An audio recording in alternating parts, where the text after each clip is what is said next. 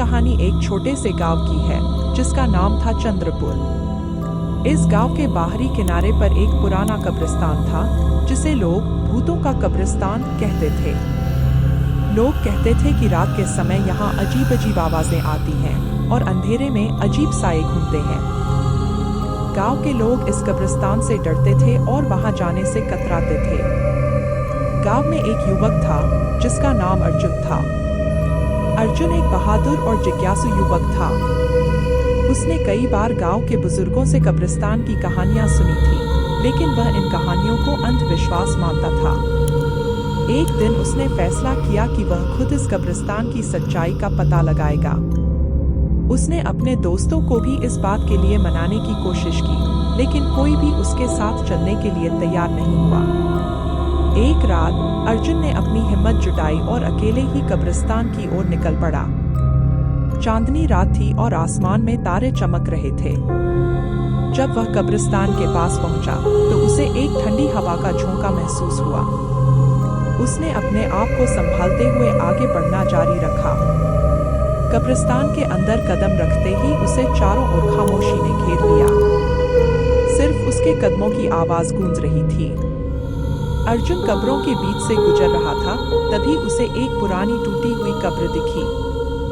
उस कब्र के पास पहुंचते ही उसे लगा जैसे किसी ने उसके कंधे पर हाथ रखा हो। उसने तुरंत पीछे मुड़कर देखा, लेकिन वहां कोई नहीं था। उसने इसे अपना वहम समझकर नजरअंदाज किया और आगे बढ़ गया। अचानक उसे दूर से एक धुंधली रोशनी दिखी। वह रोशनी की ओर बढ़ा तो देखा कि एक पुराना मकबरा था जिसके अंदर से वह रोशनी आ रही थी। अर्जुन ने मकबरे का दरवाजा खोला और अंदर झांका। वहां उसे एक बूढ़ी औरत बैठी दिखी जिसके चेहरे पर अजीब सी चमक थी। अर्जुन को देखते ही वह औरत बोली, आओ अर्जुन, मैं तुम्हारा ही इंतजार कर रही थी। अर्जुन यह सुनकर हैरान रह गया। उसने पूछा, आप कौन हैं और मुझे कैसे जानती हैं? बूढ़ी औरत ने बताया कि वह इस कब्रिस्तान की रखवाली करती है और यहाँ के हर रहस्य को जानती है। उसने कहा, यहाँ की हर कब्र में एक कहानी है और हर कहानी में एक रहस्य छिपा है। तुम्हें जो आवाजें सुनाई देती हैं, वे उन आत्माओं की हैं जो यहाँ शांति से नहीं सो पा रही हैं। अर्जुन ने पूछा, लेकिन ऐसा क्यों है? वे आत्माएं शांति से क्यों नहीं सो पा रही हैं? बूढ़ी औरत ने एक गहरी सांस ली और बताया, यह कब्रिस्तान एक पुराने युद्ध का मैदान था। यहाँ बहुत से निर्दोष लोगों की हत्या की गई थी। उन निर्दोष आत्माओं को आज तक न्याय नहीं मिला और इसलिए वे भटक रही हैं। अर्जुन ने उस बूढ़ी औरत से पूछा, क्या मैं इन आत्माओं की मदद कर सकता हूँ?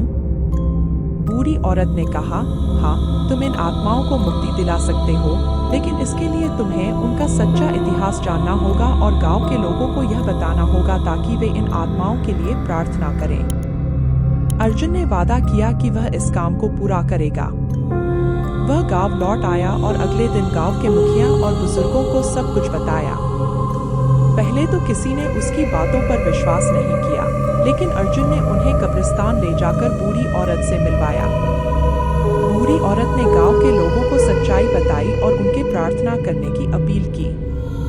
गांव के लोग अब अर्जुन के साथ मिलकर कब्रिस्तान में प्रार्थना करने लगे और उन आत्माओं की शांति के लिए यज्ञ करने लगे।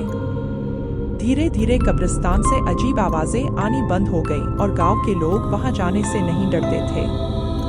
कब्रिस्तान अब एक शांतिपूर्ण स्थान बन गया था।